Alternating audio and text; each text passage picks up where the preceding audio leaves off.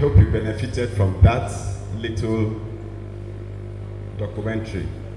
At this point, it's my pleasure to establish the protocol for today's event. We have in our midst, and please, as I announce them, I want us to be enthusiastic. We are not in a graveyard, are we?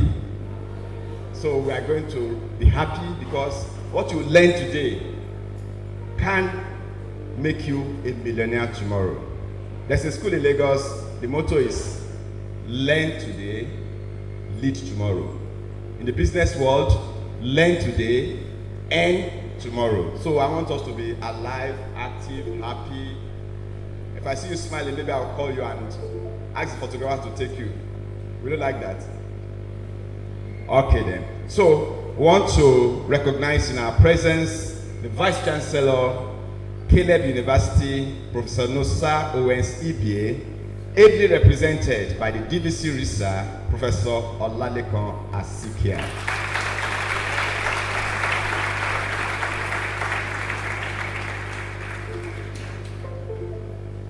We are in December, and you'll have heard this saying, the reason for the season. There's a reason for the season, right? And there's a reason why we are all seated here.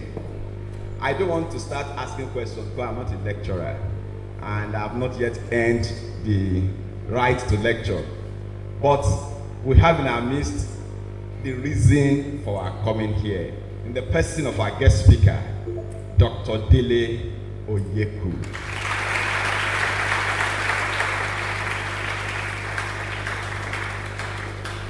He's going to put us through how we can go from microbes to naira, to cephas, from naira to francs, from microbes to what? Dollars. You can imagine if somebody sends you $1,000. I'm sure your face will change immediately. True or false? All right. And then we have with us the Dean of the College of Pure and Applied Sciences, Professor Kehinde Ogunira.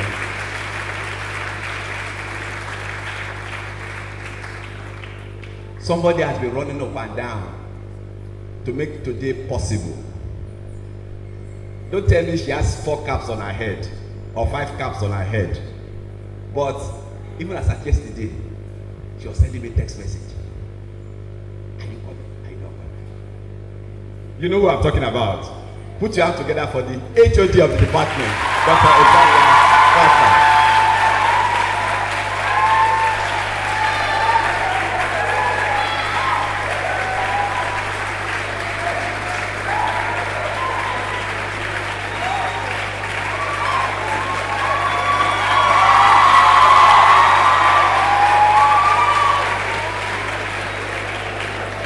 It's all right.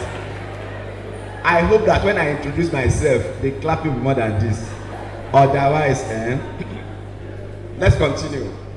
We have here also in our midst the Dean of the College of Environmental Sciences and Management, Professor Oluwole Alage.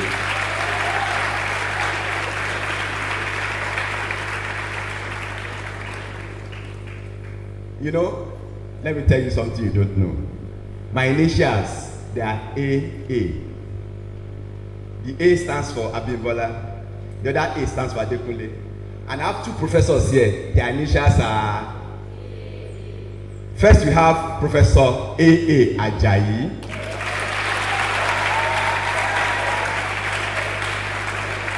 So there's something, you understand? And then there's also Professor AA Orukotan.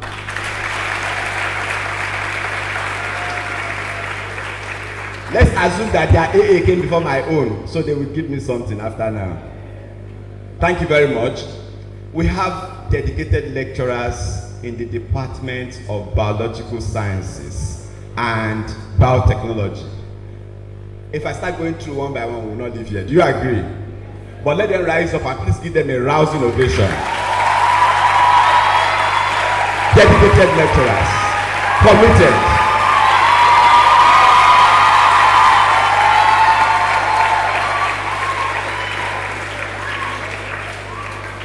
I don't want to be partial, though. There's one Dr. Sheon Folorunso. Do you know her?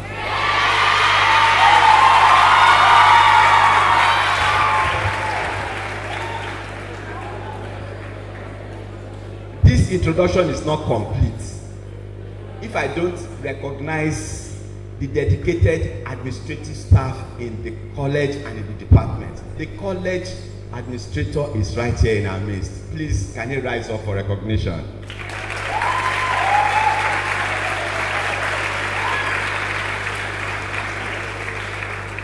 Other administrative staff in the department and in the college, please rise up for recognition.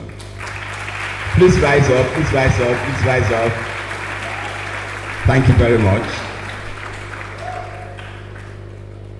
That you can hear me, we have some people behind it. We will not see them. We call them media team, we call them the sound team, we call them the music. Please, let's put our hands together for all of them. Make it today possible.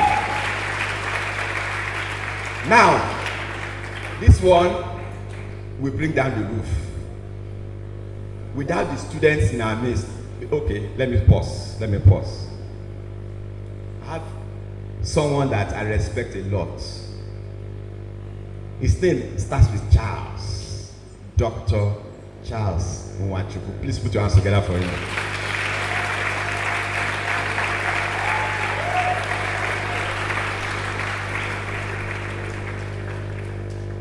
He's from the Department of Mass Communication. And you know how important mass communication is. And he's here to do something very important. I won't talk about that. When we get there, we'll talk about that. Now, we want to bring down the roof. We have just one very VIP in our midst. And that VIP is who? The students. Put your hands together for yourselves. Without you, today will not be possible. Do justice to yourself. A round of applause. Thank you very much. And so on this note, it's my pleasure to call to the podium to give us the welcome address, our one and only Dr. Bakpa.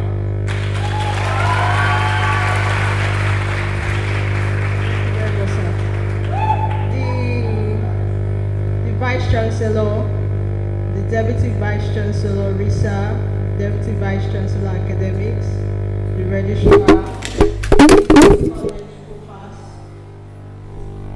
the other deans here present, the heads of departments, professors, staff, and students. I sincerely appreciate your presence at this inaugural microbiology series, a town and GAN interaction. And we all know that microbiologists actually render contemporary services. And these contemporary services is as a result of laboratory investigation, which comes from interactions with microorganisms. Now, the knowledge of this can actually be a money spinner to generate naira, dollars for the knowledge holder. Now, how can this be achieved? That's why we are here today. For our guest speaker, Dr. Dele Oyeku, the Director Extension and Linkage, Federal Institute of Industrial Research, Oshodi, Lagos, Nigeria, to train and educate us on how to harness our knowledge of microorganisms to generate huge income and use income through entrepreneurship. I hope you will enjoy the lecture for today, and at the end of the day, we will start minting money. Do we all agree? Thank you very much.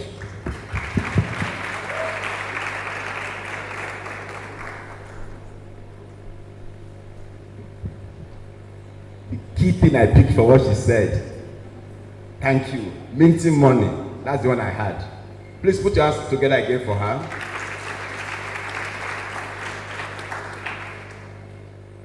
We want to have a little period of musical interlude. The orchestra, are you set? If not, we'll continue.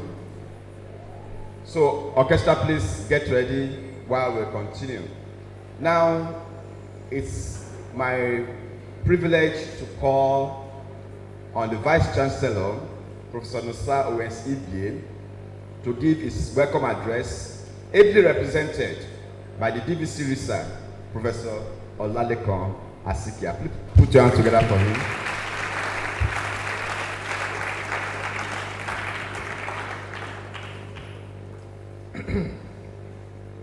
Today is the day that the Lord has made, and we will rejoice and be glad in it. I want the students of microbiology, biotechnology, put your hands together for yourselves.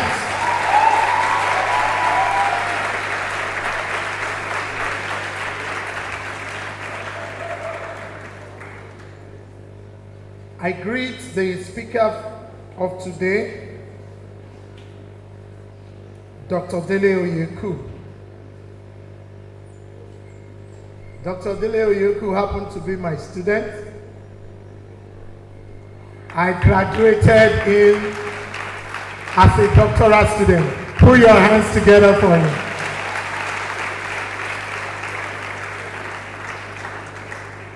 The joy of fathers is that they should have children that are greater than them. I'm so happy and very excited today, saying that without me being involved, Dr. Dele Oyeku has proved himself not only to be an intellectual, but to be an intelligent researcher. Please clap for him again. He came all the way from the industrial angle, came to Bangkok, got his MPhil, got his PhD in entrepreneurship. And today, and what I'm trying to look at in the future concerning him is that soon we shall celebrate him as a professor. Please clap for him again. As long as I continue to celebrate Dele, I am celebrating myself. I thank God for what the Lord has done. I want to celebrate the Dean of the College, Professor Kehinde Oguniro.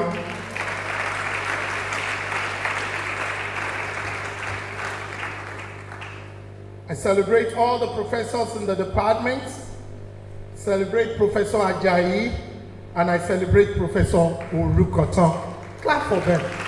They are the ones that will continue to impact you even after today. And I thank God for the life of Professor Alagbe, the Dean of Kolesma. He has come to extend the hands of friendship. I wasn't surprised because he's also very close to Professor Ogunero. Please celebrate Professor Alagbe.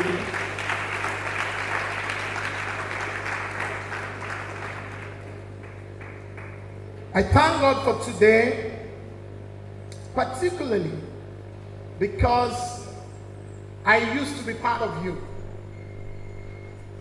I read biochemistry. I went on to register for medical microbiology, but never finished. I didn't finish because I got to understand by the Spirit of God that the Lord wouldn't want me to go that direction. Otherwise, I would have been one of the Orukotons and one of the Ajayis today. From microbes to dollars. So I have understanding of what you will be impacted upon today. When you look around you, when you look at the most dangerous being in terms of animals, people think the most dangerous animal is the lion. That's not true. The lion is big, You can see the lion and run away from it if you're quick enough. But the most dangerous animal or being or organism is the microorganism. Why? They enter your body uninvited. They wrought dangers, wrought havoc on your system, and in no time, at the smallest possible time, you may be down, and the next moment, the grave. When microorganisms strike a nation, they can depopulate the nation without contraceptives. They can bring down full-grown human beings. And you will be shocked that what has brought a giant down, you cannot see with visible eyes. The same way, and for this reason, microorganisms are very important to study. Very important because, you know, about 2 years ago, thereabout, we had the issue of COVID-19 pandemic. They say it's a virus. They say, no, it's this. They say it's that. Whatever it is a microorganism. It's something we can't see. We can't see it with our eyes. And because of that, investigating them has become very important. Investigating them and achieving success through this investigation has become money. If you can do it and you do it well, then you will make a lot of money.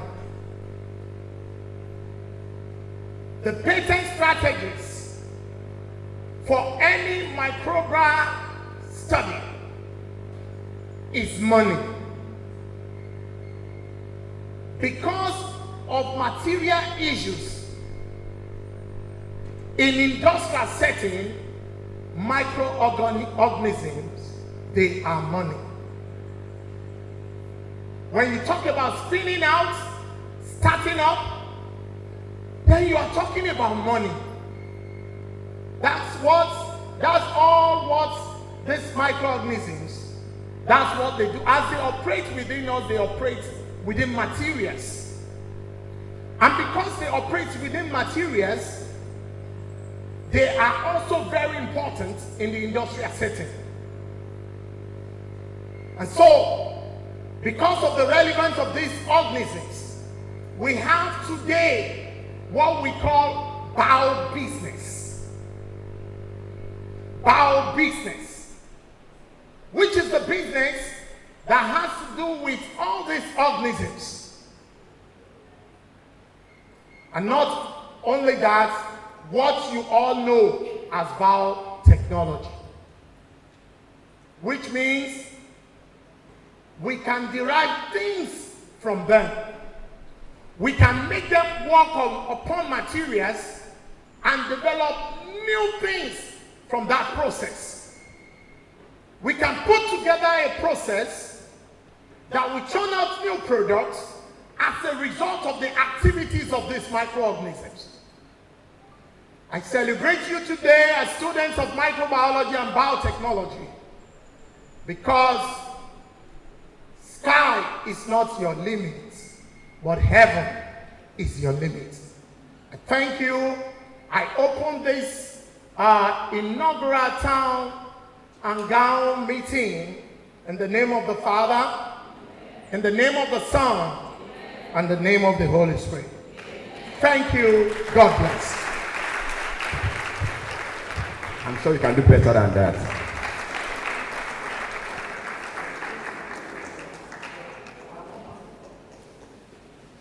We are grateful to our DBC for the welcome address. And I whisper to somebody that this one is mini lecture before the main lecture. Because already a novice like myself, I cannot be talking about microbes, microorganisms, this one, and you think I went somewhere. Well, I came to the inaugural Taiwan gown.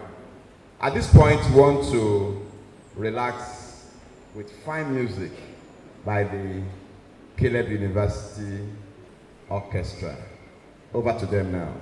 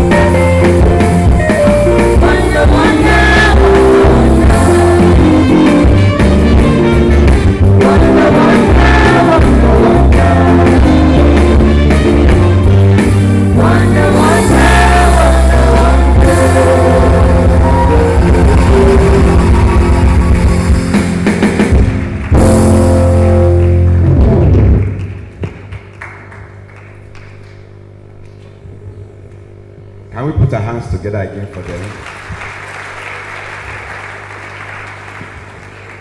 What's tomorrow's date?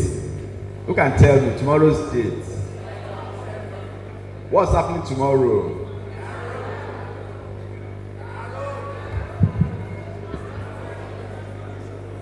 What's happening tomorrow? Tomorrow is the carol service, and they've given us something to tantalize us, to prepare us. I will be there. Can I see your hands up? I will be there. I will be there. Thank you very much. Let's put our hands together for them once again. Now we are about to go into the business of today. Like my HOD said, we will now go from microbes to... I can't wait to... I cannot wait, because when I put my calculator and calculate $5,000 times 1,000, what? 200, I 1,000 what? If I have to enter my account, whether by mistake or otherwise, it has entered though. So, it's my pleasure to call on someone to read the citation of the guest speaker in the person of Dr. Charles Nwachukwu. Put your hands together for him.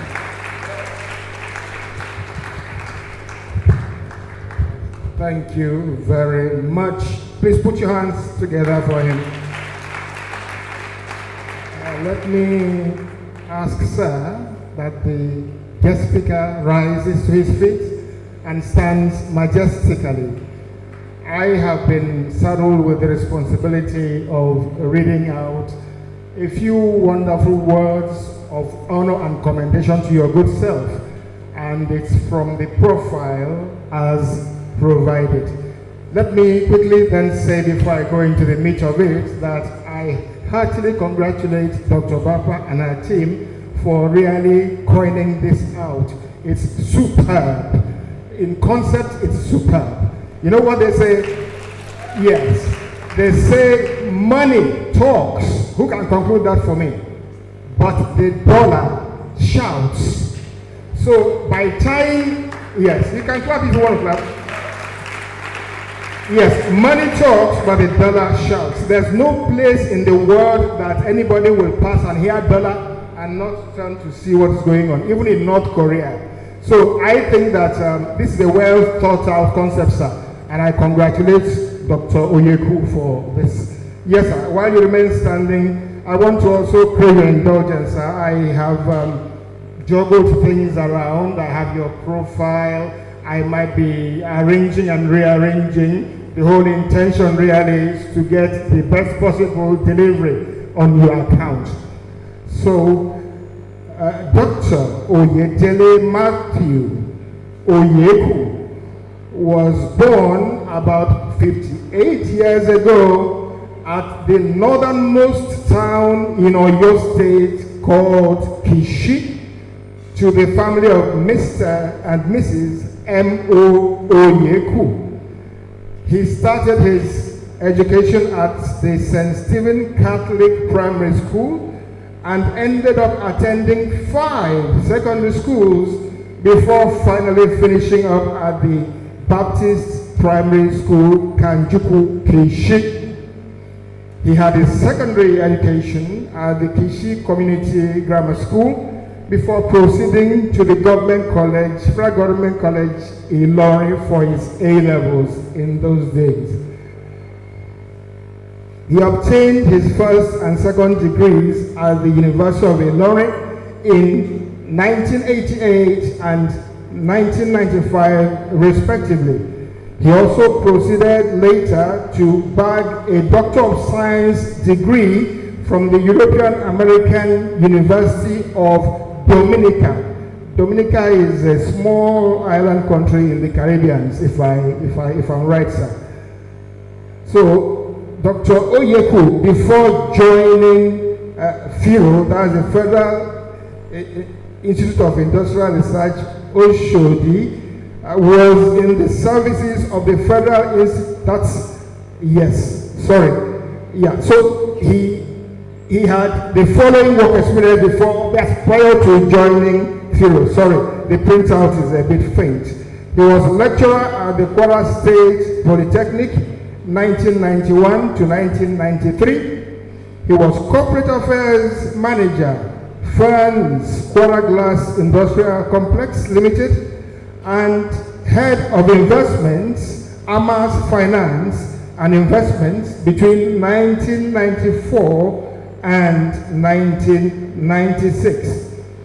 At Firo, he rose through the ranks from Research Officer 1 to become Director in 2011.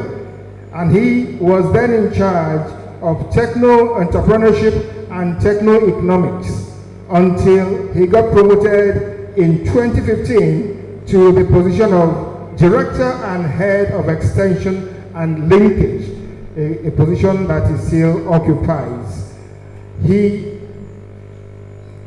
At Firo, as Director at Firo, he was the chairman of the Industrial Enzyme Stakeholders Forum, and he anchored the industrial enzymes commercialization process with Archimedes Technology Corporation, leading to a signing of a memorandum of understanding with this company in 2020. In May 2023, he represented the Director General / CEO of Firo to deliver a keynote address on repositioning life scientists in research and industry for relevance in the omics technology era. During the 2023 edition of the Molecular Biology program, he also facilitated collaboration with Bioresources Development and Conservation Program led by Professor Maurice Iwu, with the sole objective of promoting bio-entrepreneurship, and he coordinated the signing of an MOU as a result of that activity. An expert in business plan and feasibility report, Dr. Oyeku has been involved in preparation of over 200 feasibility reports and business plans within the last 27 years, out of which some of them are in the area of bio-entrepreneurship and other such areas. Since joining the services of Firo, he was involved directly and indirectly in the training of over 1,100,000 techno-entrepreneurs, most of whom have set up profitable enterprises here at home. I expect that you should be putting your hands together as I said, Nigeria.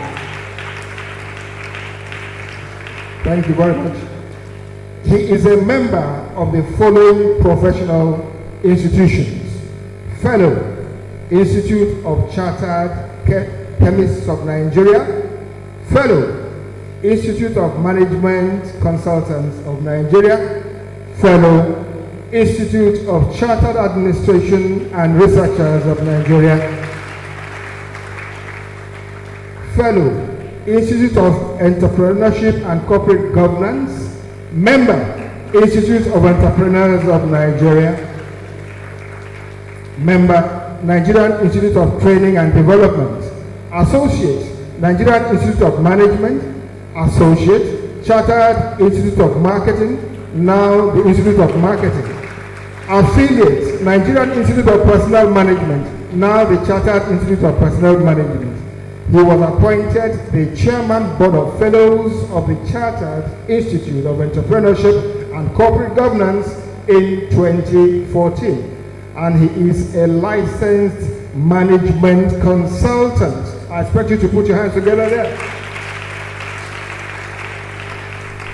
In recognition of Dr. Oyeku's active participation in the activities of the Association of Industrial Microbiologists, having delivered papers in many of our annual conferences, he was given an award of honor for contribution to bio-entrepreneurship and commercialization of research. in 2018.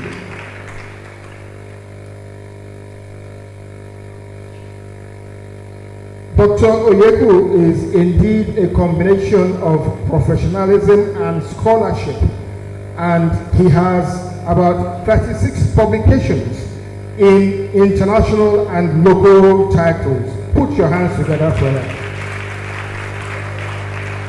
His areas of research include techno-economic packaging of R&D results. I think R&D is research and development results for micro, small and medium entrepreneurs with special interest in bioenterprise, chemical industries and agro-allied business.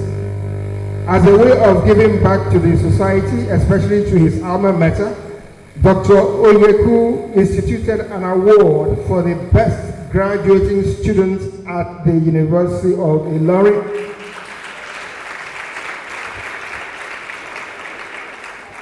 Tagged Pa Oyewole Oyeku Best Graduate Prize. I guess that was in honor of his father. Put your hands together once again for him.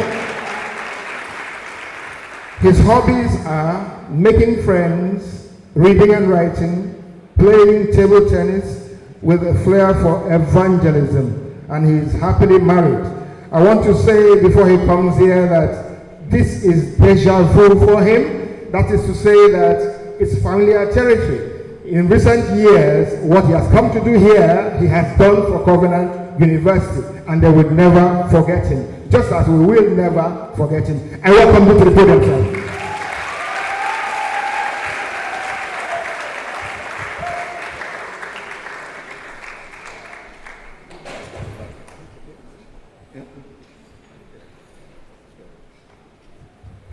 Please, I have our seat, please.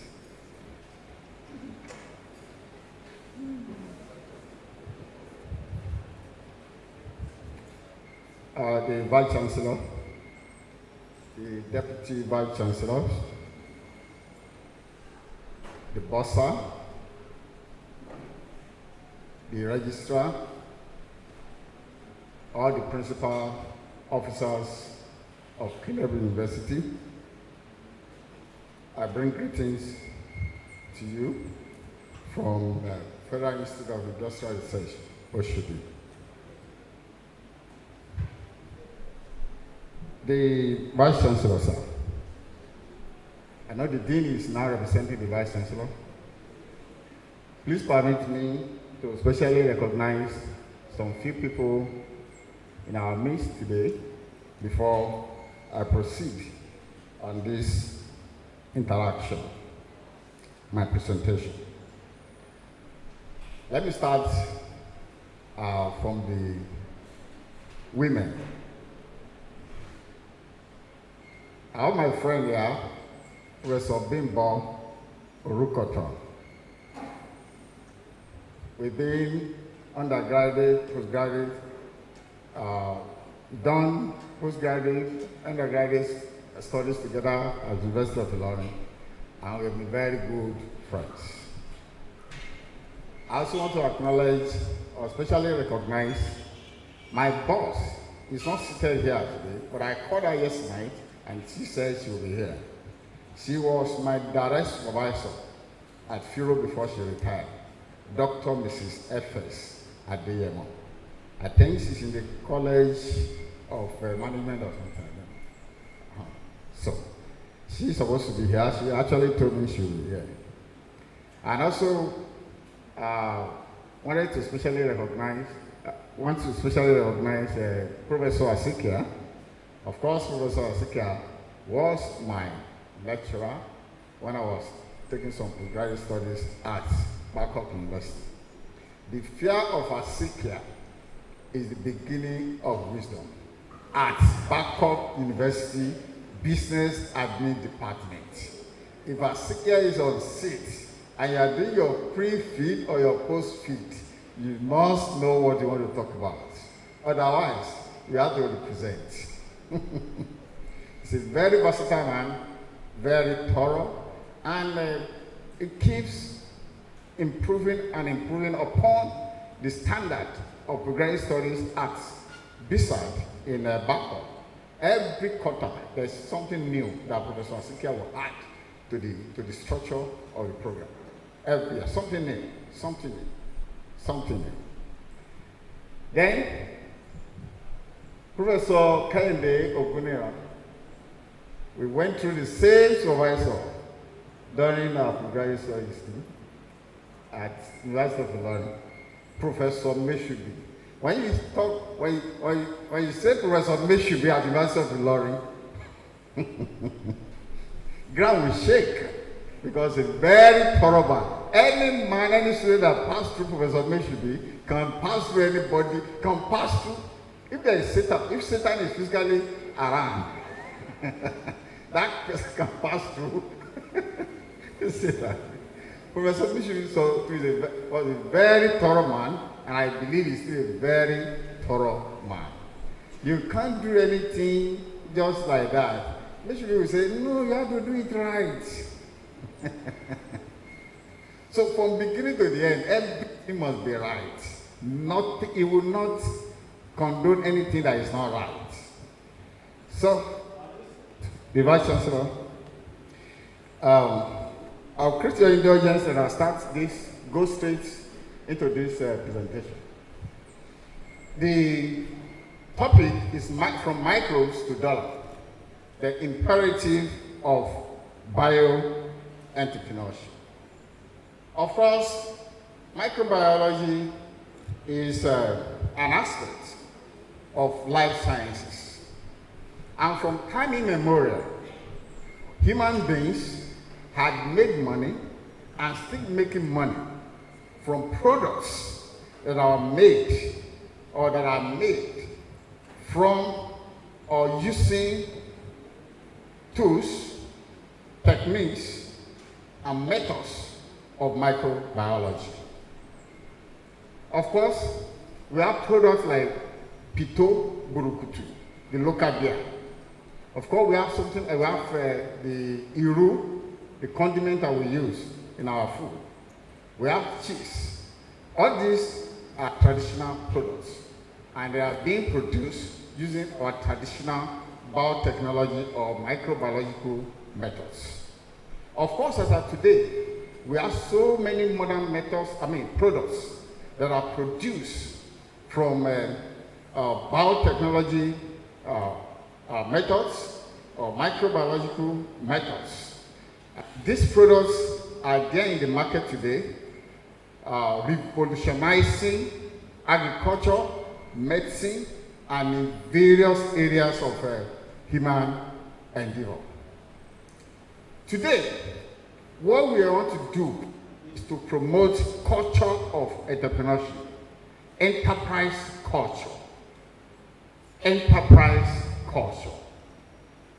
We want to look at how do we as researchers, how do we as students get involved in research that are market driven, research that are market driven, research whose output or whose products we have need in the market. We want to discourage us from just doing anything that will just end up in publication, in journals. We want to let us know that apart from putting this thing in journals, we can also make money from this, our breakthroughs. We can make real money from this, our breakthrough. And how do we do it? How do we package it? The way we can package this is through what we call bioentrepreneurship program. That's the way we can package it. Bio program. Bioentrepreneurship. Let me give you a brief introduction to what bioentrepreneurship is. Though we are still going to define it, is an aspect of what we call academic entrepreneurship. And academic entrepreneurship is also a subset or an aspect of what is known as knowledge economy. Academic entrepreneurship started in the US in the late 70s. And it started because it was what US was going through at that time, especially with a lot of competition from Japan, especially in the area of manufacturing. Japan was having serious competitive advantage over US in terms of manufacturing. And the stakeholders in the research community in the US sat down and thought of the way out. What can be a way out? How do we improve on our competitive advantage in manufacturing and in every other sector of the economy? And they said, it was concluded that the only way to go is through academic entrepreneurship. Academic entrepreneurship means commercializing research outputs, innovations, inventions from academic communities. That is what academic entrepreneurship stands for. And to do it right, they know they have to do it right. And the way to do it right is to have a legal backing, to develop a legal framework to getting it right. So that everything will be defined, everything will be stated, and anybody that is involved in research and development will know that if I end up getting this, I can do this, I can do this, get a patent, commercialize it, and I can make money.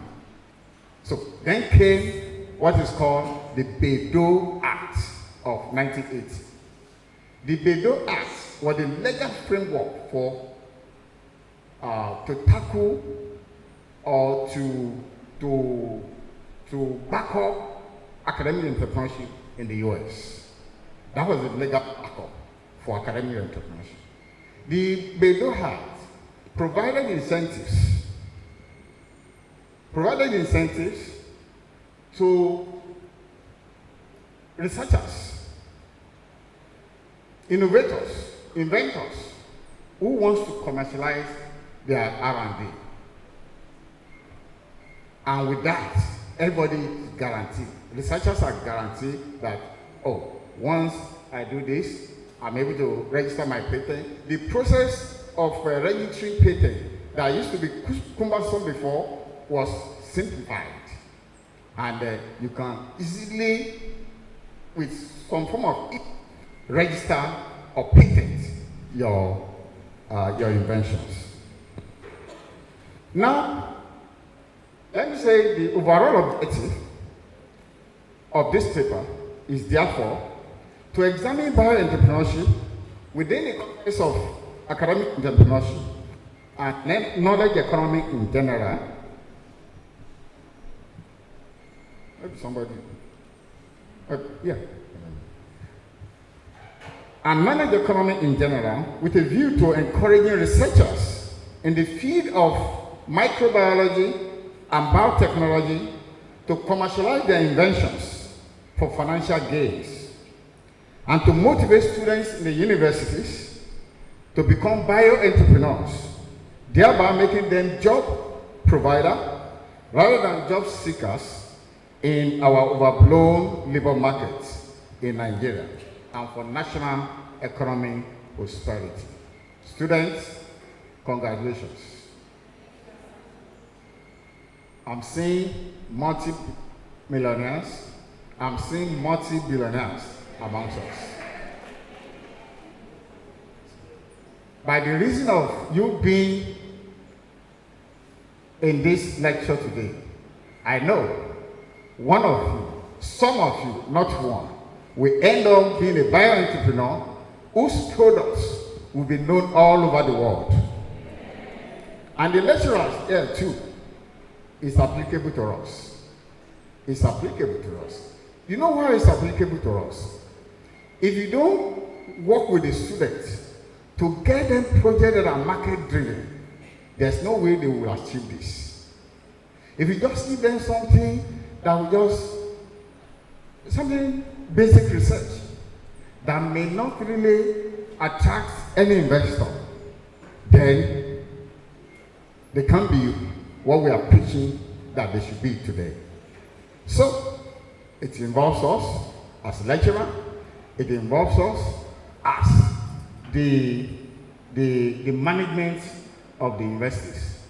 Because if there is no policy backup, if there is no interest from the management on this bio-entrepreneurship or general entrepreneurship that we are preaching today, the gospel which we are preaching today, if there is no support from the top management, there will be a problem.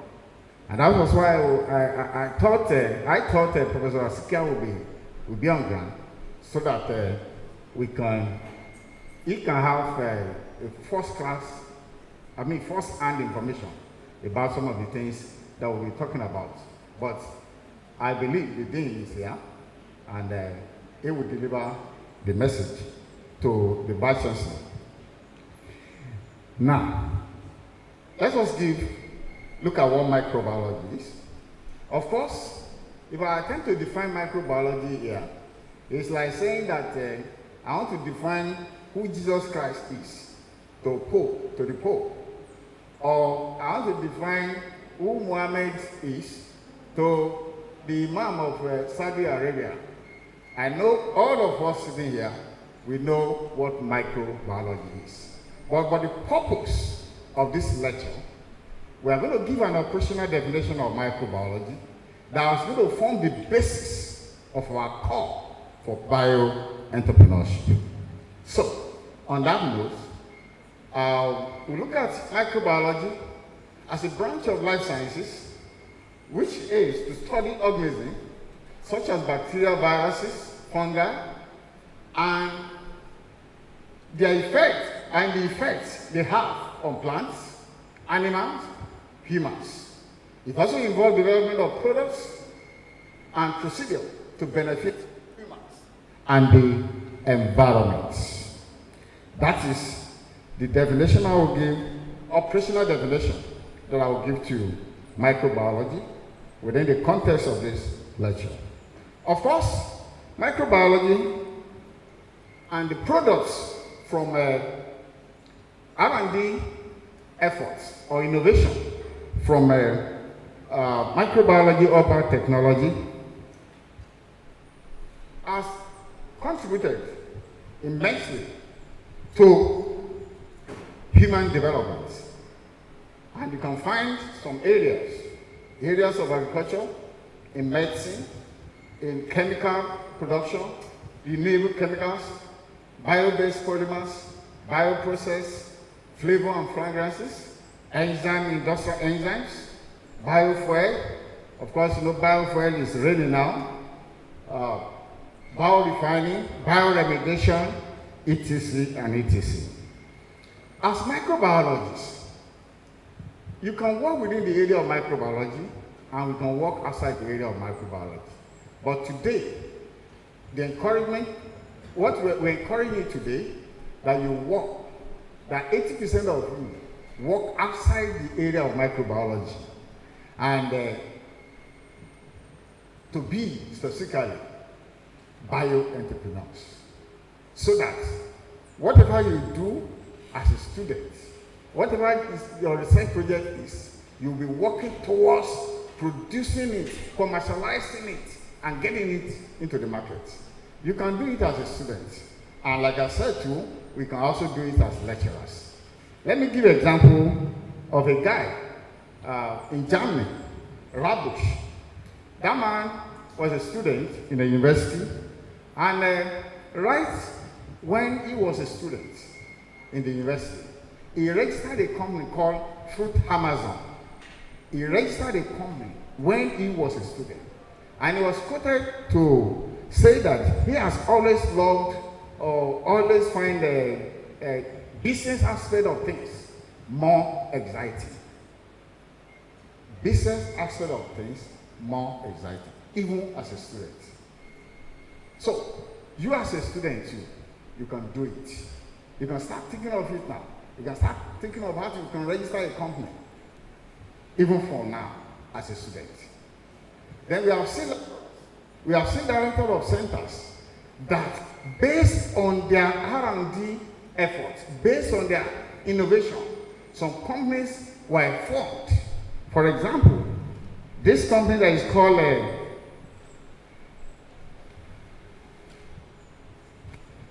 can you no before that.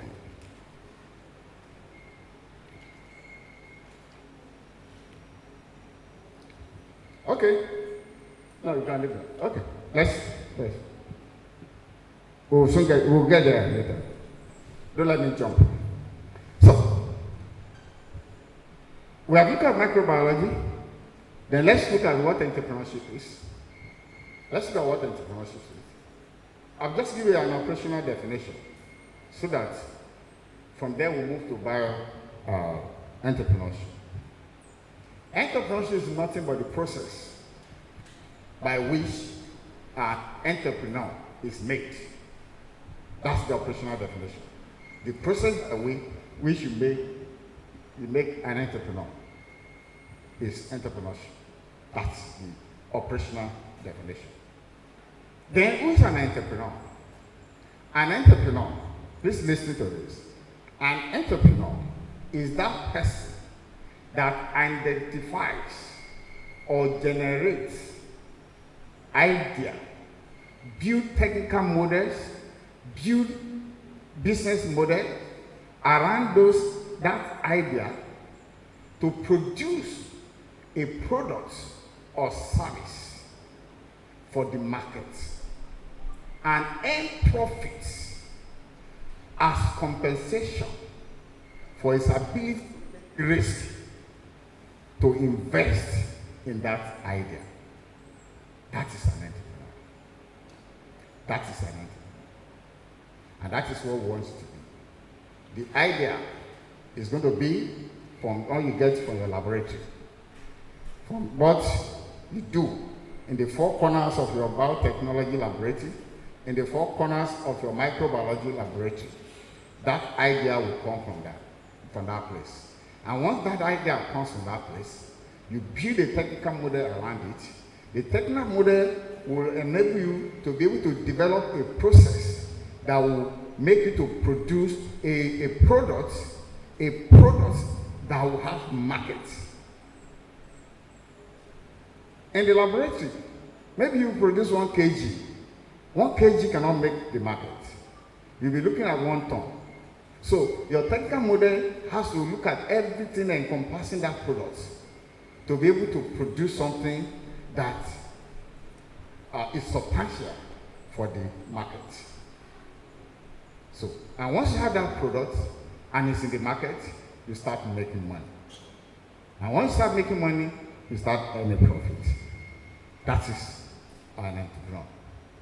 Entrepreneur has certain attributes. I want to look at the attributes. People in the academic community, you have certain attributes. That if anybody sees you, oh, that's a lecturer. True or false? A banker, they have certain attributes. When you see them, you know they are bankers. Policeman, when you see a policeman, because of their fruits, you will know them. Of course, when you see civil servants, you may also know them because of their orientation. So, to entrepreneur too, they have their orientation. But whether a person can be an entrepreneur or not depends on your own self. Some say entrepreneurs are born. Some say entrepreneurs can be trained. That you don't necessarily need to be born as an entrepreneur, but you can be trained. Both are correct. There's a checklist that I can administer here now to determine whether we're entrepreneurs or not. That checklist asks about 25, 26 responses that you need to respond to. And the responses will be grouped into 3. 1, achievement, power, and affiliation. If you have the highest score on achievement, automatically you will be classified as being an entrepreneur. Though, as an entrepreneur, you also need the power, you also need the affiliation. You need the power to be able to control your human resources. You need the affiliation to be able to market your products. But your score under the achievement will be higher than those other two. So, entrepreneurs are result-oriented people. They are achievement-oriented people. Sometimes we find some of them in a corporate environment like this. They are, once you give them a job, they struggle to achieve it, to achieve results. So they are result-oriented, they are achievement-oriented. That you cannot take away from entrepreneur. It's to achieve. They are achievement-oriented. Achievement, results. That you cannot take away from anybody that you call entrepreneur. If you have that kind of attribute and you're in a corporate environment like this, what you are called is intrapreneur. Intrapreneur. That is what you are. Entrepreneur can later leave this kind of corporate environment and become an entrepreneur. Of course, that is very possible because the effort or the energy that you use in doing somebody else's job, you can also deploy that effort to do your own. Now, let's look at three major attributes of an entrepreneur.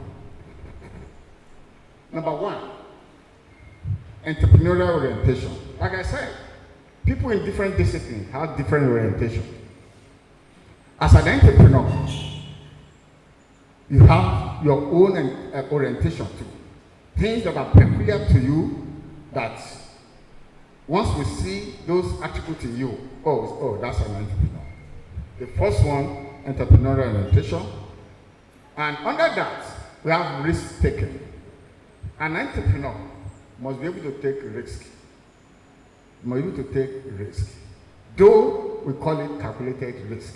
You do the cost-benefit analysis and you jump into it. Entrepreneur will always take risk. If you're a good risk taker, of course you can be a good entrepreneur. Now, the other one is innovativeness. Innovation. The key word is innovation. As an entrepreneur, you must be able to innovate. Keep innovation in everything that you're doing. The product itself that you are looking at, that you want to sell in the market, of course, the innovation will go beyond the quality of the product. The innovation will go beyond the functionality of the product. It will go beyond even the aesthetic, the packaging of the product itself. But even to distribution, how do you distribute it? How do you market it? How do you promote it? The pricing. Your pricing has to be innovative. How do other or similar products being priced in the market? How do I want to price my own? So innovation has to cut across all the aspects of your production. Even innovation in your recruitment. Innovation in how you manage your staff. Innovation is the key. And entrepreneur cannot do without that. Then proactiveness. You have to be proactive, thinking ahead of your competitor. Hello?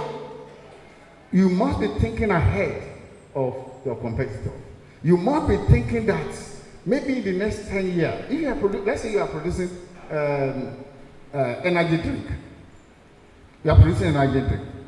And you should be thinking that maybe in the next 5 years, federal government can ban consumption of energy drink.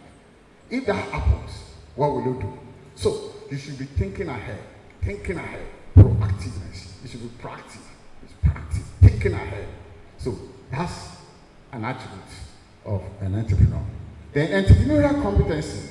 There are some level of competency. There are some things that you need to know. Some competency that you need to become fully an entrepreneur. One of such is the financial management competency. Financial management competency. You must learn to speak some new language, like what is return on investment, what's your return on equity, what is a break-even point, what is a period, what is balance sheet, what is a cash flow, and the rest. Speaking new language, getting basic information about on financial management. Then we also have marketing management. No matter how good your product is, if you don't know how to market it well, it will remain in your store, in the factory. So you must be good at marketing your product. So we also have decision-making competency. Decision-making competency. You must be able to make good decisions and at a good time. Decision-making. For entrepreneur, you don't delay in making decisions at all. All bottlenecks, no bureaucratic bottlenecks in your decision-making. We also have planning and some other area of competency. Then entrepreneurial self-efficacy. See, this has to do with the self-belief that I can do it. I can do it. As we are sitting now, even the lecturer may be thinking, is it possible? Can I commercialize this thing? Some of us will be thinking now, I have this product, I have this product, I have this product. Is it possible? Is it possible? Even our students will be thinking that, is this thing possible? That's what we call entrepreneurial self-efficacy. The self-belief. I can do spirit. I can do it.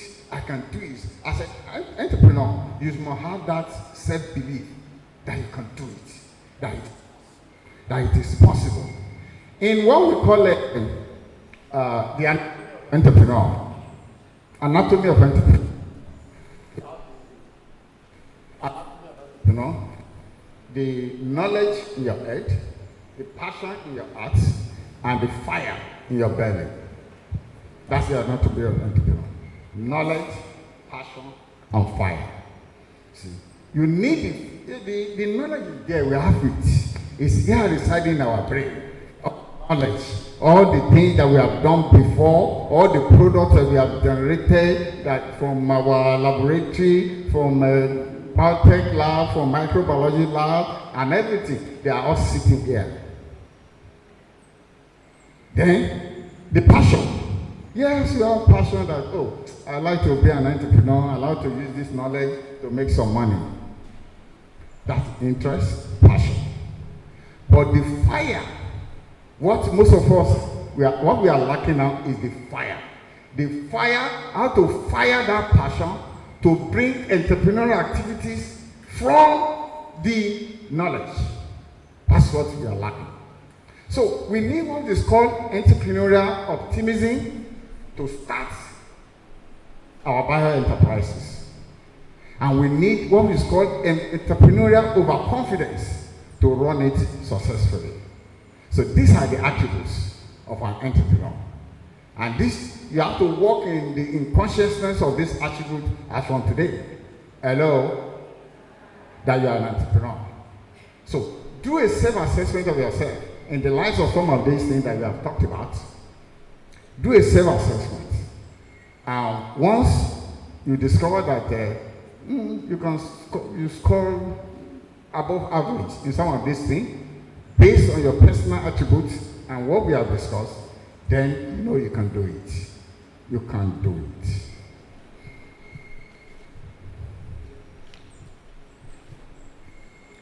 Now, bio-entrepreneurship. You know what entrepreneurship is? Then what is bio-entrepreneurship? Bio-entrepreneurship, from the definition we give to entrepreneurship, is nothing but the process of creating bio-entrepreneurs. The process that we will create bio-entrepreneurs. Using or enterprises that will be powered by innovations from microbiology lab and from biotechnology lab. That is what we use to power these bio-enterprises. So that is bio-enterprise. And of course, like I said before, as a student you can do it. I give an example of Rabush the other time, a German, who was as a student already registered a company. And you can do it too, even as a student. As lecturer, we can do it. Let me give you an example. Professor Gundera, you remember Professor Fagbule? Professor Fagbule at the University of is late now. I mean, right from the 80s, is already embracing academic entrepreneurship. Professor Fagule will not do a project that will just end up in paper, in a publication, but to get products that will get into the market. And of course, right from the 80s, he already commercialized some of his R&D, producing some beverages, Professor Fagule. So, as a lecturer, we can do it. As a student, we can do it. I think I mentioned about Rabush. Then you have Professor Stanley, of course, based on the research and development effort of this professor, who was the director of Center for Photobiology and Photodynamic Therapy. A company was registered based on its R&D output called Photopharmaca. And that company specializes in production of photosensitive drugs that can kill tissues that have diseases. So, then we also have another professor, Professor Jeff Aaron, who was formerly at Oxford University, but later moved to Newcastle University. Based on his R&D effort too, a company was registered called Prolysis Limited. Prolysis Limited. And we can go on and on and on and on, citing examples of different people all over the world who have used their own R&D efforts in the biotech world to register or to form or to establish company. And of course, we have so many multi-billion dollar companies today that were based on R&D efforts in the biotechnology and microbiology laboratories. Some of these are Johnson & Johnson, Roche, Novartis, Pfizer. We know some of these ones. Merck, Gilead Sciences, Amgen, Bristol, Sanofi. All of these companies, they are multi-billion dollar biotech companies. And their products are all over, everywhere. All over nations of the world, solving human problems. All this started in a laboratory just like your own laboratory. All these companies were pioneered by R&D effort that started in a four-wall laboratory, just as your laboratory. So, you can do it too. You can start thinking of it today, and you can do it. Now, the Vice Chancellor, how do we now promote bio-entrepreneurship beyond just saying that, oh, it is good, we can commercialize our inventions, our R&D effort, we can commercialize it. We need to do something proactive. We need to do something proactive. Even in our training, we need to do something proactive. And that's why we look at some of the biotechnology, bioentrepreneurship training institutions. You see, we have to go beyond where we can do it, we can commercialize it. It has to be conscious effort. It has to be conscious effort, even in our curriculum. We have to do curriculum re-engineering. Look at what we are delivering today. Can it make them bio-entrepreneur? Can it? If you are giving them just pure microbiology, just pure biotechnology, we will not achieve this purpose. But we have to infuse their curriculum with some element of entrepreneurship. And this will not be that they have a center of entrepreneurship and the microbiology is here. And they just go and do entrepreneurship there. And you think they will blend it. They will not blend. It will not blend. So, we have to do curriculum re-engineering to ensure that we infuse entrepreneurship, bioentrepreneurship into their curriculum, into their course content. And that's the way it can be done. Let me give you an example. There is a collaboration between the Technical University of Denmark and Copenhagen University, Copenhagen University, and a leading biotech company in Europe. And they came under the platform called Bio Business and Innovation Platform. And they started offering a full-time MSc program on MSc Business Administration and Bioentrepreneurship. So from day one, any student that is doing that knows that is an entrepreneur, is a bioentrepreneur. Then there's another school, Stardom, can you give me, okay. There's Stardom School of Engineering in New York University. They offer a full-time course in biotechnology and entrepreneurship. Biotechnology and entrepreneurship. A student that comes in for that course knows from day one that his R&D is for business. Business aspect of microbiology. Business aspect of biotechnology. So we have to infuse into our curriculum. We can have it as entrepreneurship and microbiology. We can have it as microbiology and entrepreneurship. Of course, if you have it as microbiology and entrepreneurship, it will be domiciled in the sciences, pure and applied sciences faculty. But if you have it as entrepreneurship and microbiology, entrepreneurship and biotechnology, it has to be in the management sciences faculty. So we have to look at it and see the way it can work. So we can have microbiology, biotechnology and business administration with bioentrepreneurship, with this, with that. Something, a combined honors that from day one, if I enter for BSc microbiology, I know my curriculum will be different from the person that enters for BSc microbiology and bioentrepreneurship. So the difference will be clear from day one. So we will get it better than just promoting entrepreneurship or bioentrepreneurship for somebody that is just pure, that what we are giving to him or her in our curriculum is pure microbiology. But it's not too late.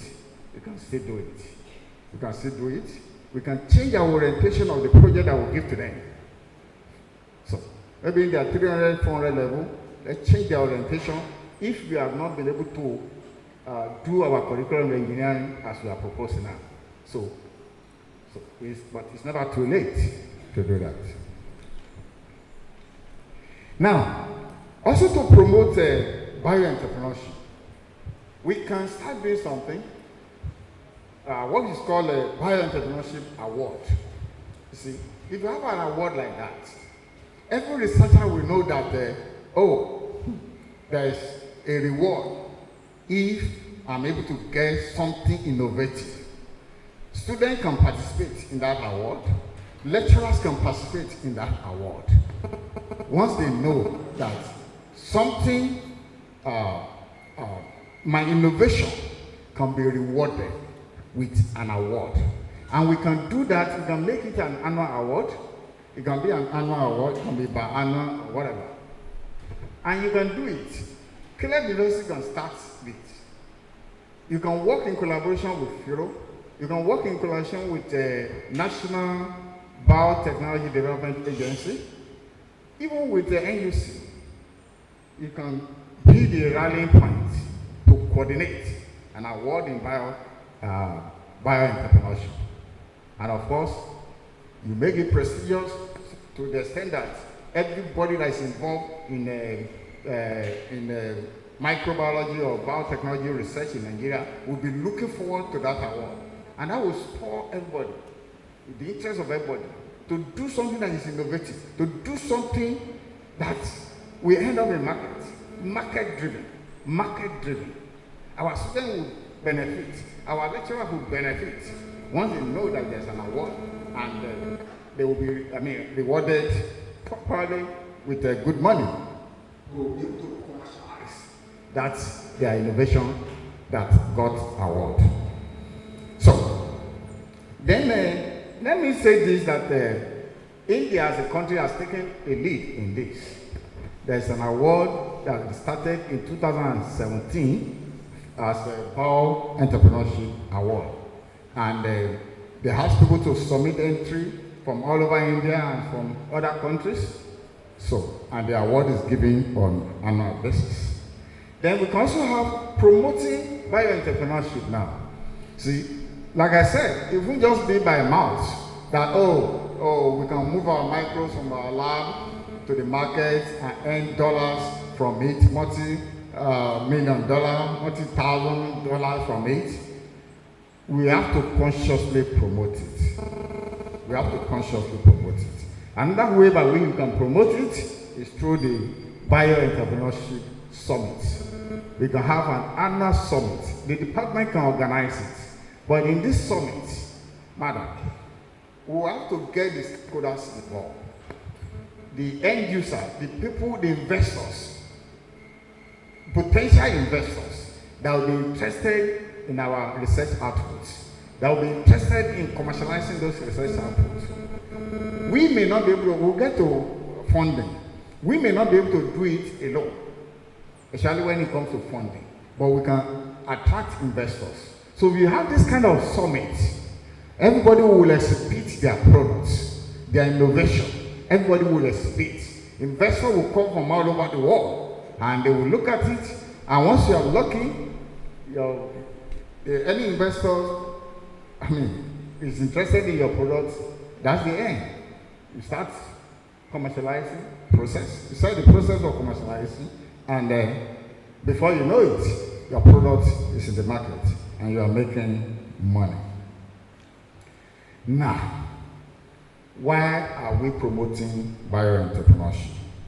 Yes, we are promoting this because we don't want academics to be poor. We don't want our people, our researchers to be poor. Yes. We don't want our researchers to be poor. Researchers are not supposed to be poor. But on the average today, I was talking with a big boy yesterday. They want to call you a professor, everybody expects that you have money. But that's the way it's supposed to be. Honestly. That is the way it's supposed to be. One invention, one innovation is supposed to make you a multi-millionaire. If you are applying your R&D way from beginning, if your focus is not just to obtain promotion. In our field, we have an engineer. He studied in Russia. This man was not promoted for many years. You know why? I don't want to mention his name. This man will not get involved in all this small research, tabletop equipment, just produce something that can extract juice. No, he's interested in the commercial plants. Put the raw material, put the fruit here, get your product at the end there. That's the kind of orientation he has for research. Commercial plan. He will always say that this is an industrial research institute, and that is supposed to be our orientation. And that is true. That's correct. But everybody just wants to do something quick to get promotion. Oh, I've done a student promotion. I've done this promotion. But his own concept is supposed to be the concept of industrial research. Automated equipment. Put the raw material, connect everything together, and put the raw material here, get the product at the end. But unfortunately, he wasn't getting promotion because he wasn't publishing. Because he wasn't publishing. He wasn't getting promotion. All the people that I met him there. He was a principal research officer. When I came in as a research officer 1, I met him there and left him. I became director and everything. 8 years ago, I became director. It was still, we helped him to become deputy director.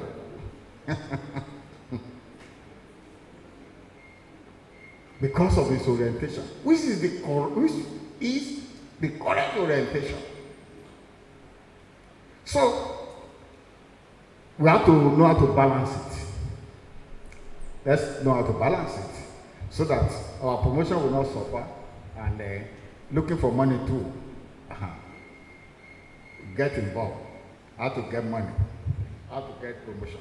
Balance it. So that we need to be worthy as students, as lecturers, we need to be worthy. That's why we are calling for bioentrepreneurship. And also to help our nation, to help this nation. Unemployment rate, yes. National Bureau of Statistics says that unemployment rate in Nigeria is 5%. Are you aware of that? 5%. 5%. So that's the current statistics, 5%. But we all know that we have so many graduates unemployed.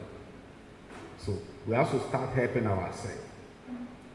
Many people are outside there.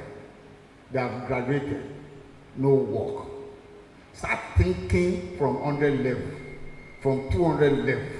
300 level is not late. Even 400 level is not late. That I will do something based on my work as a microbiologist or as a biotechnologist. You can start thinking of that from today. Start getting involved, everybody.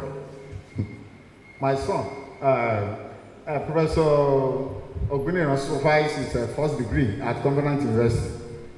Not because of the orientation of Covenant University. If you Google Entrepreneurial University today in Nigeria, Covenant University will come up.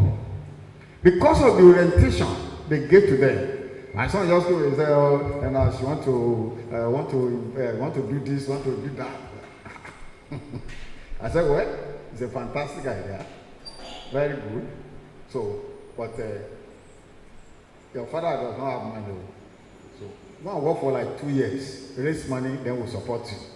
So go and write a business plan, your idea, give it to us, we'll study it, then we know how much is involved. Then if it's 3 million naira, bring 1 million, well, we'll give you 2 million.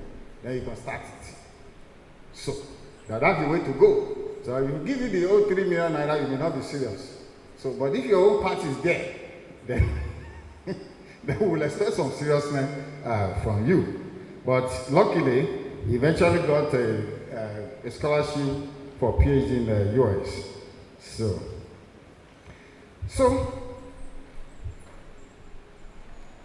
now, how do we get into bioentrepreneurship? Yes. How do we get into it? There's a man called Judith Harder, who is a co-founder and managing director of a network-based organization in New York. And he has the following advice, or the following questions that you need to look at before you start. One, that's your product you are thinking about. Is there a market need for it? Hello? Because not all products will have market need. You have to look at that product. Is there a market need for it? Once you are convinced that there's a market need, then that's it. You mark that one. Do you have the solution to the market need? That your product, will it be the solution to the need that you have identified in the market? Does anyone else have that solution?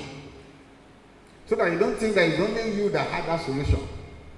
If anybody else has that solution, or that solution is already in the market, then you start thinking of how you present your product in a way that it will be a little bit different from the one in the market. Let me give you an example. Zobo. If I ask you to produce Zobo or Kuno now, they say, Zobo, everybody is producing it. But you can produce your Zobo in a way that it will be different from everyone that is in the market. You can use your Zobo to carry some nutrient for lactating women. So that, if they drink this Zobo, of course, that they will be okay. You can use it to carry some nutrient for people with HIV. the kind of nutrient they need. So you put in your zobo. Then we go to hospitals and market it as such. So that is, if that solution is already in the market, you also think of what can you add, what innovation can you bring to that product so that it has another solution, it meets another need in the market. Can we make some serious money? Yes. You have to do cost-benefit analysis. Do a little business plan to know whether it is profitable or it's not profitable. Do you have the team to work with you? These are basic questions that you, please, can you, I don't want to waste too much of our time. Now,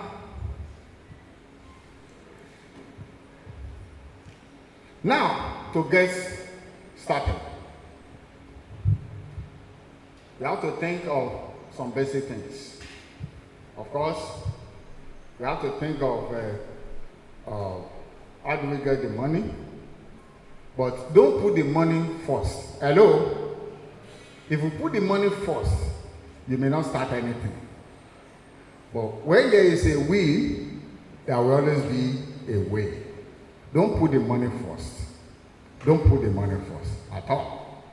Think of the idea first. Be optimistic that the product will do well in the market and that you make money from it. And do your calculation, very cost-benefit analysis. Of course, you will need a place where you will be producing, a location, maybe a factory, a building. You can rent a room or 2 rooms, and you can start producing from there. There are some products that you can start producing from the house, so initially, and you'll be selling to people, maybe to your student colleagues in the hostel, and people in your church, people in your mosque, some religious organization and the rest, to test the market. Test the market. Now, I want to jump because of our time. Now, what are the way forward? The Vice Chancellor, I want to look at some of the way forward. How we can properly package our bio-entrepreneurship projects in a way that it will be beneficial to the student, to the lecturer, and to the nation at large. The way forward. This way forward is in form of recommendations. Now, the first one that researchers should make commercialization part of the research agenda from the beginning. From the day one, when you are conceptualizing the projects, have it at the back of your mind. Have commercialization at the back of your mind. You see, most of the time, what we do is, we're thinking, oh, industry will need it. But what we do as a researcher is working for industry, not working with industry. See? You assume that once you finish, you go and give it to industry. Industry will start producing it. But that won't work. As an institute has failed, it has failed us until we started working with industry. So, from day one, when you are conceptualizing your projects, get industry involved. For example, if you are doing a product like a sport drink, if you are producing something from your microbiology or biotech lab that could be used for the sport people, sport drink, get some companies that you know that will use these products. Get them involved from the beginning. Though in academics, we keep things to ourselves a lot. But if you want to be relevant in bioentrepreneurship, you have to open up. You have to open up. Then our university too, as a university, we have to reach out to industries. Sometimes in 2012, I think, we were at the University of Lancaster. And in that university, you see Unilever, UAC, having offices in that university. Admin office is there. So that, immediately anybody is working on a project that Unilever can take up, from there, you walk into the office and you start discussing. You start discussing. From beginning, they are interested. So as you are finishing that product, they are bringing it out. You have a patent on it already, they are giving you royalty. You can be collecting royalty of $1 million every year, or even more, depending on the projects, on the products. Your own is just to just work with them and let them commercialize. You have an agreement based on the patent.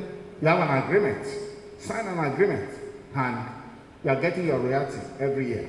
You are not working again. You are getting it every year. Your children continue to get it. Hello? So, we have to start looking at something like that. Hello? Even these associations, or this NASME, National Association of Small and Medium Enterprises, National Association of Small Scale Industrialists, Association of Small Business Owners. Honestly, maybe they are legal branch or something, if you give them an office here, they will be promoting it. Then reach out to companies. Reach out to companies.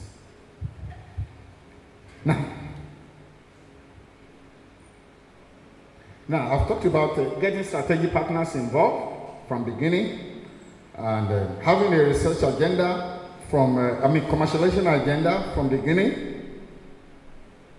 Then, as researchers too, we must go beyond prototype. Hello? Most of the time, what we just develop is prototype. Let the university help us to upgrade to commercial plants or commercial. We will go beyond prototype. As a researcher, we just want to do small things and start making noise about it. No. So once you have that prototype, Mr. Vice Chancellor, once you have a prototype, let the university get involved. Whether it's from student projects or from the lecturer project or whatever. Once you have a prototype that we know that is commercializable, let the university get involved. Let the university source the fund from everywhere to develop into a commercial model or a commercial plant. And once that is done, you need to make noise about it.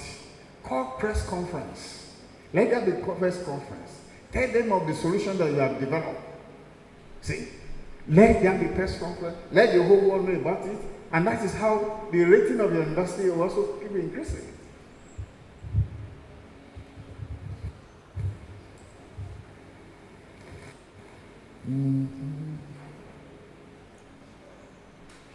These are some of the key recommendations that I would like to give. In conclusion, Mr. Vice Chancellor, bioentrepreneurship is needed to take the nation to the next level of industrialization for national economic development. And to achieve this purpose, researchers must be up and doing and to be more active in conducting market-driven research or activities that will end up being commercialized. Though bioentrepreneurship could be a personal choice of individual microbiologists or biotechnologists, I stand here today to make a clear call for bioentrepreneurship for the sake of our nation. Today, we cannot say that Nigerian economy is in the right path with this galloping inflation. Despite the low unemployment rate of less than 5%, as indicated by the National Bureau of Statistics, I doubt it if we can boast that 25% of our graduates are being gainfully employed. I doubt it. So the only way to go is to go into bioentrepreneurship, form a bio-enterprise, and become employer of labor. You see, you may not be able to do it alone. 3, 4 of you can form a company as students. Or even from, maybe from 400 level, from 500 level. If you have people of like minds, come together. A company. The nation should be able to turn to university institutes to bail it out. The honor lies on us to start devising solutions and research program the nation out of this economic problem. The Vice Chancellor, sir, we should go beyond giving PhD topic or MSc topic based on gaps identified in literature. Now, most of what we do is, go and study literature, let's look at the gaps. When there's gap, we start filling it. This is town and gown interaction. We should look for this gap in town.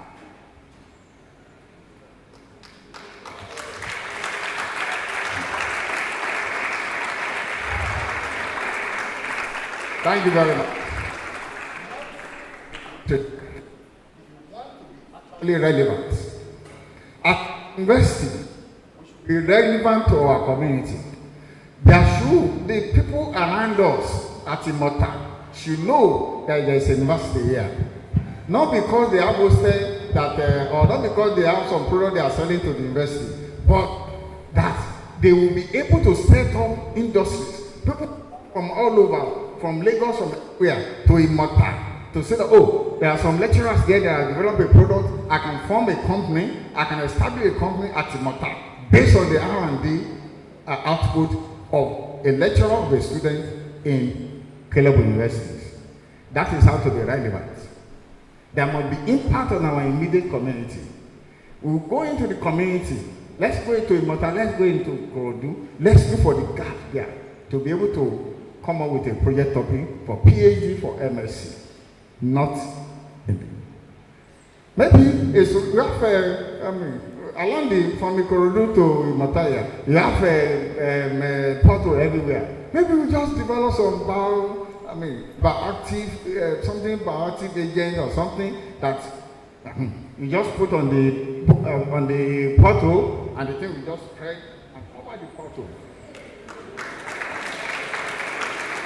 Is that not a solution? That's a solution. That's a solution. See, look at what is, the gap should be the thing that they are lacking in Lagos State, things that they are lacking in Southwest. But most universities are not doing that now.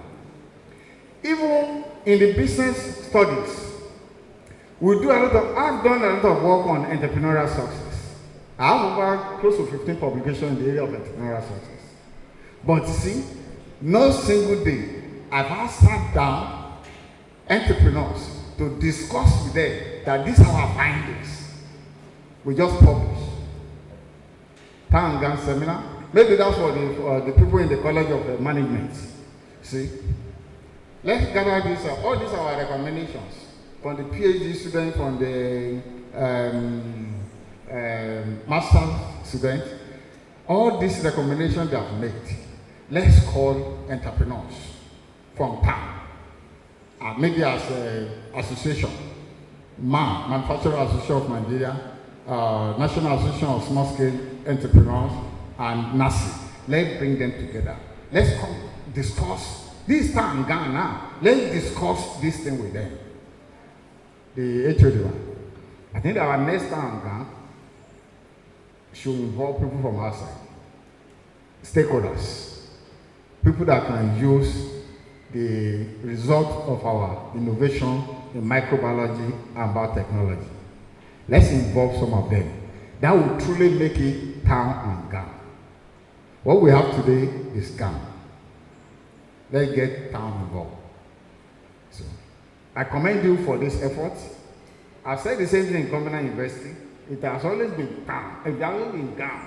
Yet we call it town and gown. So we have to bring the town into the gown so that all of us will be discussing it. We have this interaction together. Now, we must begin to take research and development very seriously, imbibe the culture of solving national problems, including economic problems, using research instruments, using the instrument of science and technology. Let me give you this example. I have a friend of mine that went for a short course in Netherlands. So in the university in Netherlands. So he wanted to take the opportunity to ask for whether they do PhD program and the rest, that he can recommend somebody. They said no, that they don't do PhD like that until they identify a problem. That once the university conduct a survey, maybe industrial assessment survey, something like that, and they identify there's a problem in the industry, then they build a PhD topic or MSc topic around that. Then they now advertise. When are we going to begin to do that? So that is the only way that research can make impacts. I was in Thailand some years back. I met a student, a PhD student in Nigeria, in Thailand. And he told me that he's working on development of some Nigerian food in Thailand. And that he has done all the coursework and everything in the university, that he's now working with a company, a food company in Thailand, that he will spend 2 years there developing that product. Developing that product. Then he will get his PhD. Now, after a while, you see that Nigerian food will be exported, will be importing Nigerian food from Thailand or some other nations. Our people are going there to do PhD in China, in this and that. You see, they are wise. At the end of the day, they will take, it is we that we are not using our R&D. It is we. But they use it there. They will start producing and exporting to us. And we start buying our own food. I understand that there's some gari in the market from China.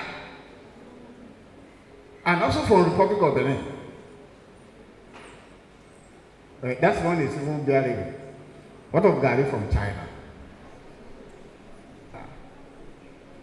So we should begin to, if they are not, if the federal government or if the government is not looking at us as relevant, we should begin to make ourselves relevant as a university. Hello? We should begin to make ourselves relevant as a university. We want to see what we can do in terms of contribution. Then they will fall back on us. In the advanced nation, what runs the economy is knowledge economy. They depend on the universities. They depend on the university to develop products that will run the economy. So, we will have to get to that point. The education and economy of the 21st century must be driven by entrepreneurship. The National Open University is taking the lead in promoting the entrepreneurship education in tertiary institutions in Nigeria. But I think we must begin to have specialized universities in such categories as research-based university, teaching-based university, and entrepreneurial-based universities. Yeah, I mentioned it before. Especially private universities, I think we should fall into the category of entrepreneurial-based universities. There are many, if you go abroad, like University of Lancaster is a research-based university. Anybody that is going there, you know it's research, pure research. There are some University of Lancaster, they are teaching-based university. Then there are entrepreneurial-based universities. So we can carve a niche for ourselves too as a university. But what we do here is a jack of all trades. We just pack everything together and we never distinguish ourselves in one. So we have to look at that. If you are an entrepreneurial-based university, of course, we may not be preaching this gospel of bio-entrepreneurship today. because everybody will have imbibed that. Every student that is coming here knows that the plan is that as I'm going out, after my NYC or before even I graduate, then I have my own company. As I produce something, we will not be struggling for it. So we have to think of that and see whether we can become a specialized university so that we are not jack of all trades. Let our university begin to have specialized courses, I've said that promotes entrepreneurship. In that case, bio-entrepreneurship development, in the case of bio-entrepreneurship development, we can begin to offer courses like microbiology and entrepreneurship, biotechnologies and business administration, microbiology and business administration, business microbiology, business biotechnology, and so on. Before I conclude, let me charge you further on the reason why we must embrace bioentrepreneurship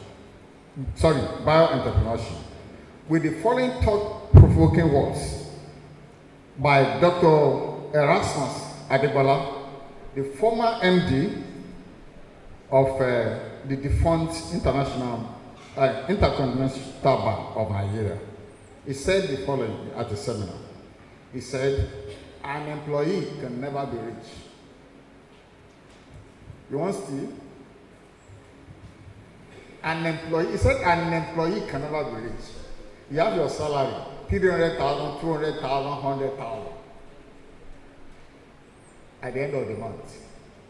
What can you do with 100,000 now? Do you know what graduate earn? 8 step 1. At federal level, highest is 70,000 in a month.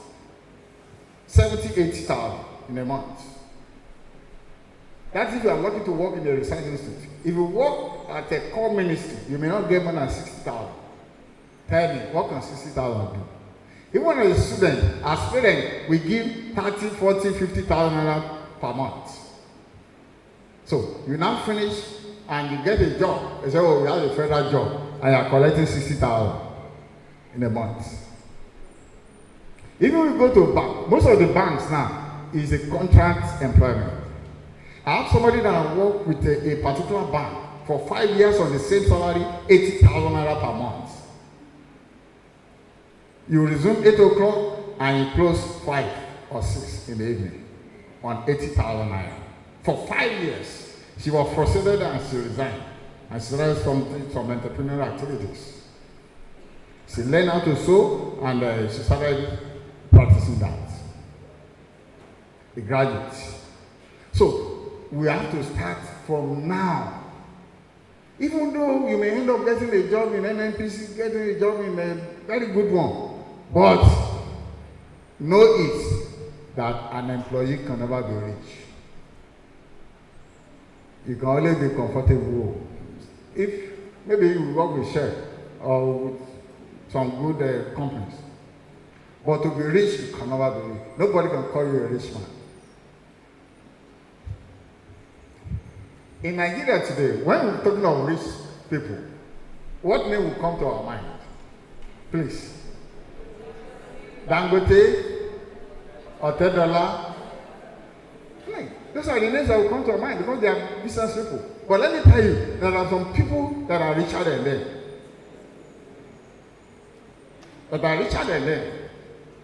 But because those people are entrepreneurs, we know that they are rich people. All those other ones may not be able to say it because of the nature of the way they got their money. So, it's a promotion. It's a way of entrapping the best employee. They're promoting that we are happy, they are promoting you are happy. So it's a way of entrapping the best employee so that you don't do anything for yourself. It's entrap you. Oh, you are promoting, they are promoting. I work with a company. I was promoted 3 times in a year. I resume in the office by 6 a.m. and I close by 10 every day. So I was promoted 3 times in a year. Gas industry at the lorry. I was the corporate affairs manager in 1993. Job security is a bondage. No one can promise or guarantee you job security. Anything can happen, and you have lost your job. Recently, at Leeds City, the convocation they did last Wednesday, I have a daughter that graduated MSc, Masters in Public Health. The keynote speaker said something that is thought-provoking. He said, can private universities survive if government university begin to wake up to their responsibility? That's thought-provoking. That can private universities survive? If today, what Caleb is offering, in terms of admission protocol not being too difficult, in terms of coming here, you have all the facilities, you have everything, no bureaucracy, nothing. So, we students be sitting here. So, job security, what we call job security may not be job security. So, everybody has to be proactive and we have to be thinking. Even the one in government universities, anything can happen. Government can come with a policy and say, no, we are going. That we have served so year. Even if it is contrary to your terms of employment, government can bring us to things, policy. So, but if you have your own company, nobody can sack you. Hello? Students, if you have your own company, nobody can sack you. It's only you that can sack people.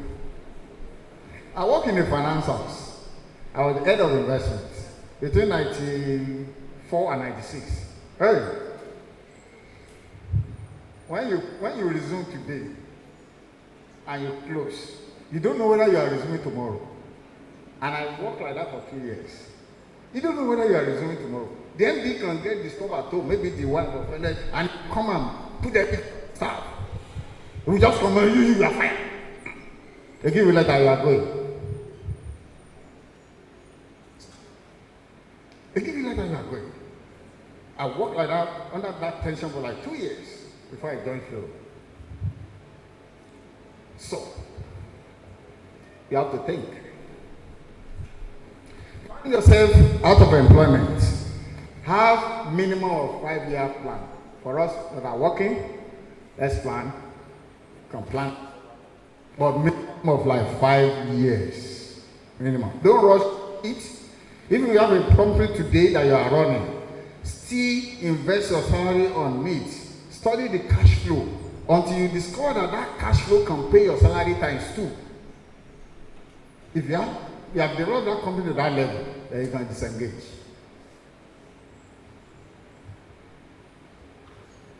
Have a dream and a plan to achieve that dream. Finally, may I see this opportunity to thank the organizers of this hand and gown interaction. The Department of Biological Sciences and Biotechnology, Caleb University, for inviting me to share with this great audience my thoughts on this topic, from microbes to dollar, the imperatives of bioentrepreneurship at this great occasion. I say big thank you to the Vice Chancellors of this university, of this great university, the Deputy Vice Chancellor, the Deans of the faculty, and all the principal officers of this for gracing this occasion. It is my sincere prayer that the university will move from grace to grace and from strength to strength. The Vice Chancellor, sir, I would like to conclude that it's high time biologists and microbiologists began to consider moving the microbes from the labs to the marketplace to provide the solutions to identify problems by establishing bioentrepreneurs enterprises from which from this lecture we have observed to be a multi-billion-dollar industry. There is no time to waste, and there is no better time than now. Like we have heard today, Some started as students, and some started even as a full-time lecturer, even as a full professor. So, why can't you